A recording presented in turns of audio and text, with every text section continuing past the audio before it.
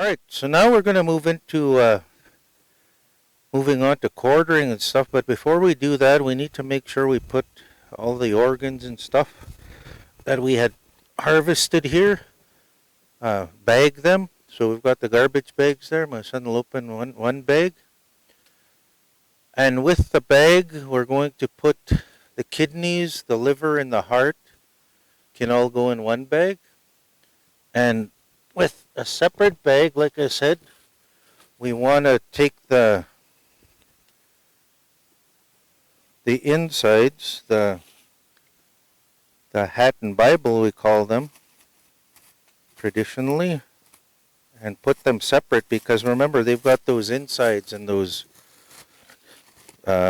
stomach acids and stuff in there.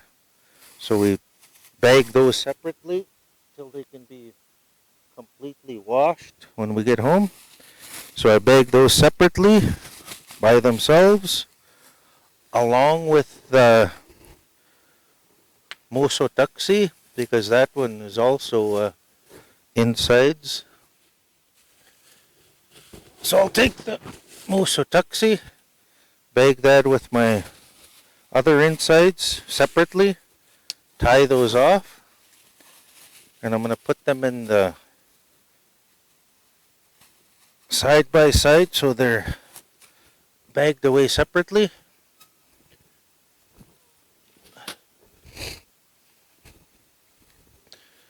Then we've got the heart, the kidneys, and the liver in one bag. We're going to bag those separately by themselves. Now before we start quartering, we want to look at the moose and the cuts we're going to be taking from it. So first thing is that stomach flap that held the guts in. That is also edible. A really good delicacy amongst our elders as well, so I'm going to completely cut that out. Because traditionally what they do with this stomach flap is this was one of the first parts that they'd eat. In fact, while they were processing a moose when they'd harvest it in the bush, they'd take this, wash it, they would put vegetables in here and wrap them, potatoes and onions, wrap them inside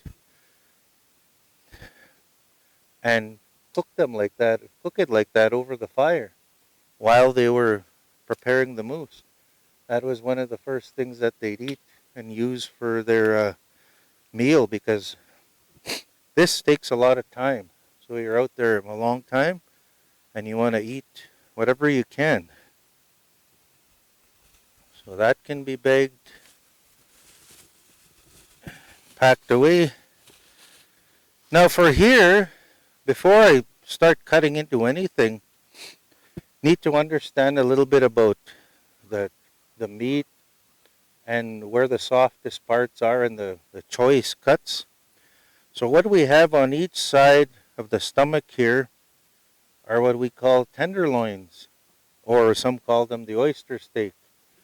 And on a cow, or if you go to the fancy restaurant, these are one of the most expensive meals you can buy because these muscles here don't do a lot of work at all. So that means the meat inside them is really, really soft. So that these are the choice cuts. And if you take, say, a moose or a cow or something to the butcher shop, they ask that you cut it up on the fourth rib because that's where your sirloin steaks, your T-bone steaks, and your porterhouse steaks are all from that fourth rib down, right to where the tenderloins connect on the end here. So we want that piece cut out separately because we're going to actually be showing you later how we cut that piece into T-bone steaks and porterhouse steaks. But for now, we want to make sure we're not cutting into these because those are going to be our most choice steaks. So what I'm going to do is on this side, I'm going to go right against the rib and completely, I'm not going to cut into the tenderloin. I'm just going to free it up so it's nice and clean. And my son can do it on that side there. But you see now this is nice and open here to where my T-bone steaks and my porterhouse steaks or my tenderloins are. And on the other side of this, along the backbone, that's actually where you get your sirloin steaks. So we want to make sure that this piece from the fourth rib up all the way to where the tenderloins attach, we want to make sure we're cutting that out separately because those are the softest steaks on the whole moose right now.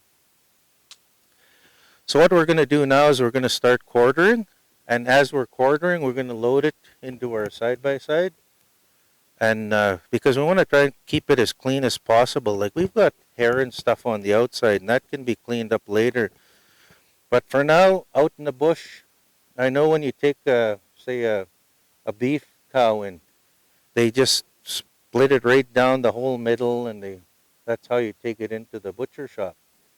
And that's how they make their cuts. Out here, we are miles away in the bush right now. We just want to get it quartered so that we can load it and take it home.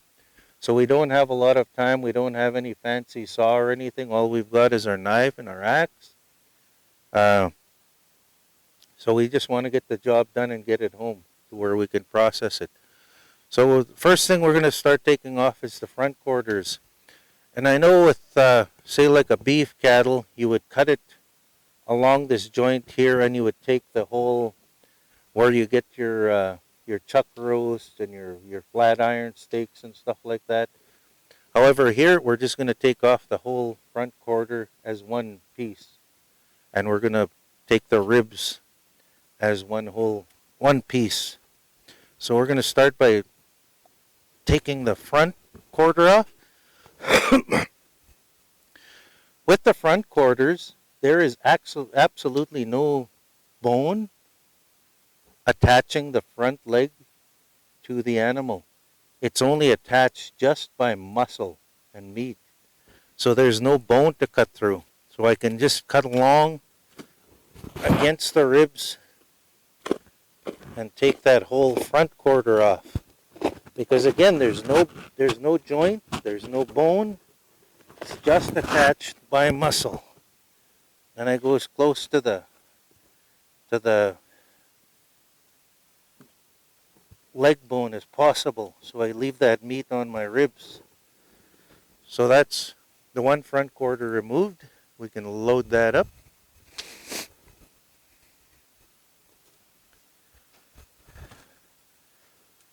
Now we're going to flip it up and we're going to take the other front quarter.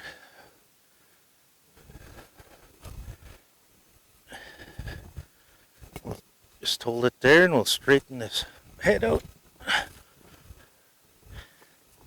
so that it leans that way. And again, no bone at all to cut through, just meat and muscle.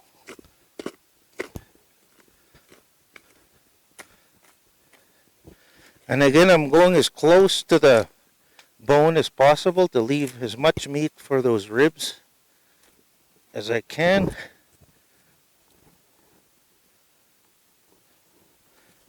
And we've got the front quarters off.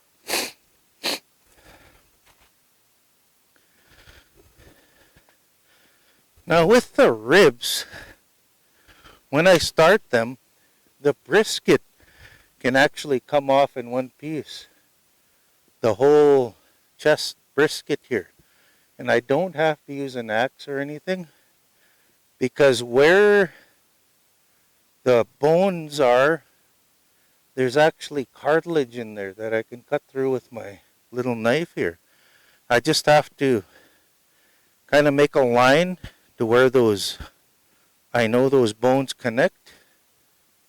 That cartilage, and if you can't really see it, you can feel it, and you can feel where those joints are, and then you just sort of feel around with your knife, and you could feel where those brisket bones join, and you can cut through them with a knife easily. And if you follow those connecting cartilage, you just cut the whole brisket off in one piece.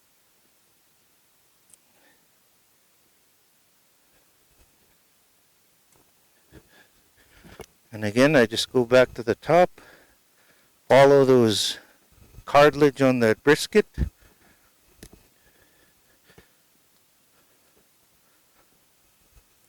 without having to do any chopping or anything.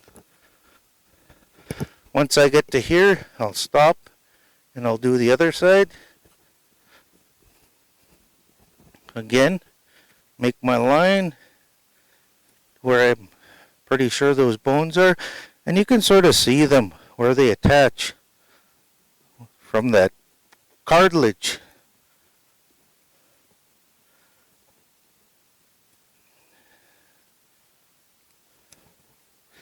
Takes a bit of practice.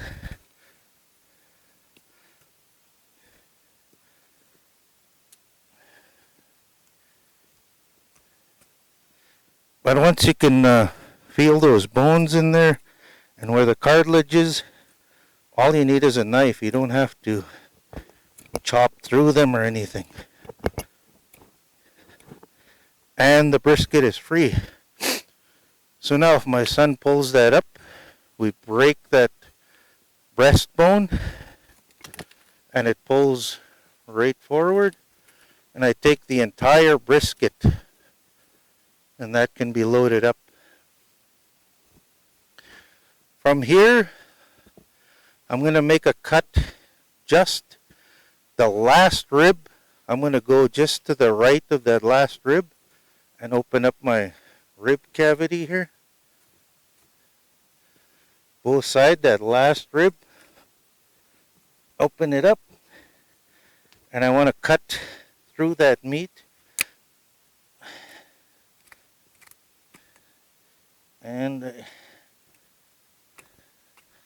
I hit the bone and I pulled my blade off.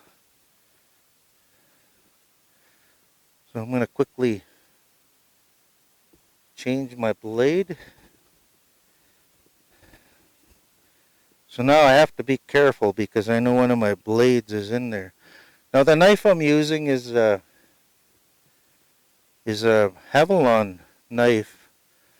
And the reason I use them is you can quickly have a super sharp, razor sharp blade without having to worry about stopping and sharpening your knives, because sharpening a knife properly is a lot of work.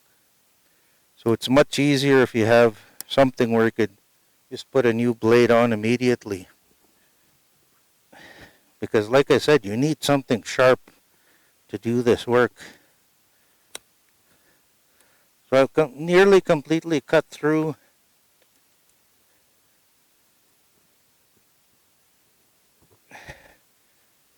to that rib cavity, and I found my broken blade. I'm just going to put that aside because I don't want to be cut by that. So before I start cutting into this, I want to take these hindquarters off, just so they're out of the way for my cuts when I take my T-bones and sirloin steaks off. So here you can almost see a natural line to where I'm going to be cutting. Right to this, not right to the middle, but just off, maybe an inch to the side. Make my cut along the hip bone, and you hear that crack there where you can see the rear joint was actually attached. And in fact, traditionally they say when you're cutting a moose, the saying was for a hunter, when you cut that, if you hear that crack, that means the moose is happy with the way you're dealing with it, and it's going to bless you with luck with hunting again. So I'm going to continue along that line to free up this hindquarter. Open it up. Using the tip of my knife, I'm just feeling along the hip bone and cutting it away as cleanly as I possibly can.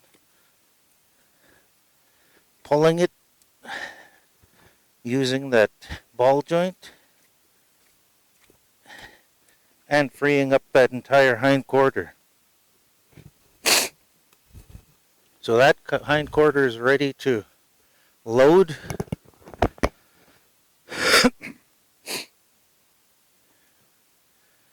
With this, I'm going to do the same thing, but I'll get my son to turn it that way, because if it's facing towards me, I wouldn't be able to get at that ball joint. So again, about an inch away from the center, following this line, and again the joint made a little sound that tells me where this moose is pleased with the way we're working with it.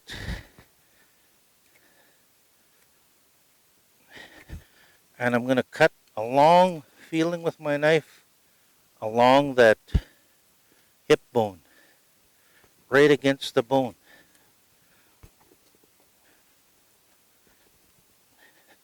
Till I freed up the other hindquarter. So that one is freed up now.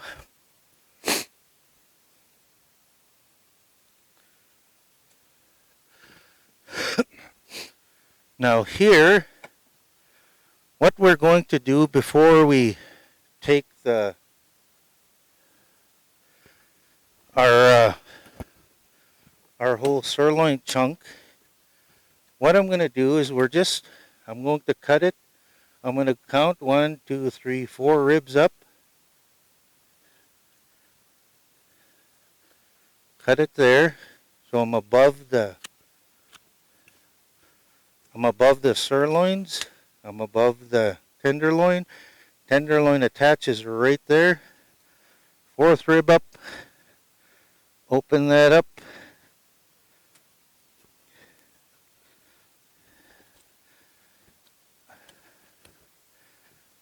And we're going to actually take this how it is.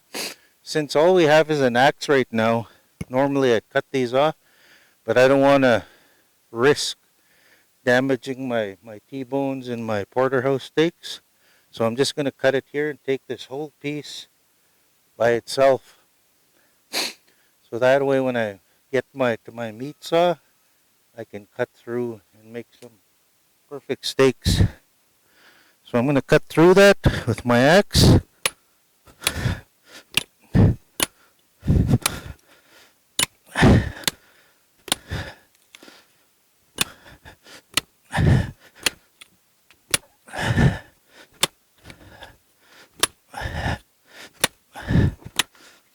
Let's get my son to pull that away. Cut through the rest of the meat.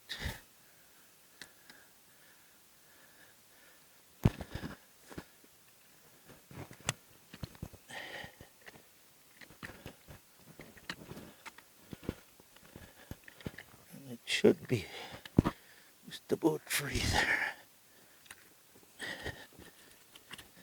Yeah, should be free.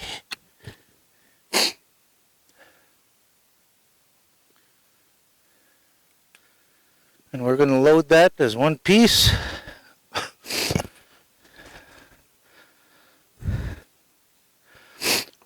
Now here, for the rest of the ribs, before I start cutting along the ribs, I'm going to have my son split this ribs here to where I made that cut to that first rib.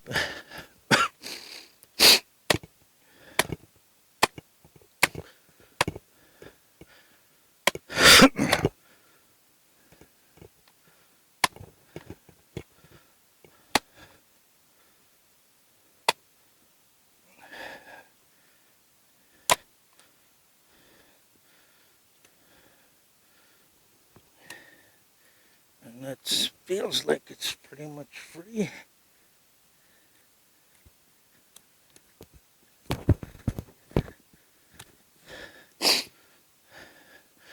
So in fact with this we're just going to take it like that because I can do a better job with it with my meat saw once we get it home. But for loading it right now, we're in perfect shape. So now here, I want to take the neck because there's a lot of meat there. But what I'm going to do before we chop that, I'm going to cut around and cut where that throat was out of there. Because we don't need that part. So I've got the throat, and there goes my blade again.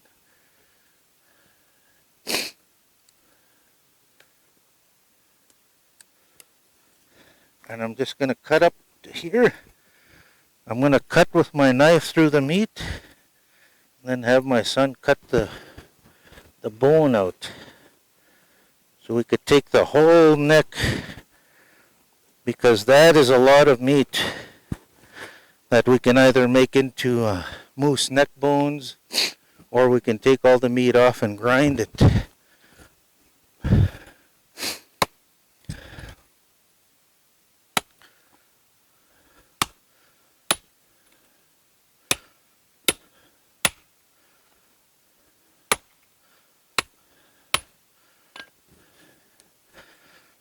And a couple cuts. Perfect.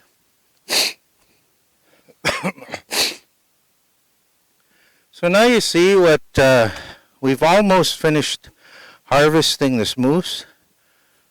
However, one thing I want to point out is there's a lot of hunters out there, especially in today's world, where they don't know the proper way to harvest respectfully. Because if you look, we have very little that's going to be left here when we're done. We're going to be taking the hide. We're going to show you a little bit more detail here. How we're not even done with this, because we're still going to take the nose, the tongue, and the chin from this animal, and there's going to be very little left here going to waste. We're using almost 80-90% of this moose. And that's how much we as Nihiawak, that's how much we respect the moose. We don't waste, because this animal gave its life to sustain us. So we're going to respect that by using every possible bit of it that we can and not take it for granted. So we're just going to give you a better angle here, and we're going to show you how we take the nose, the tongue, and the chin.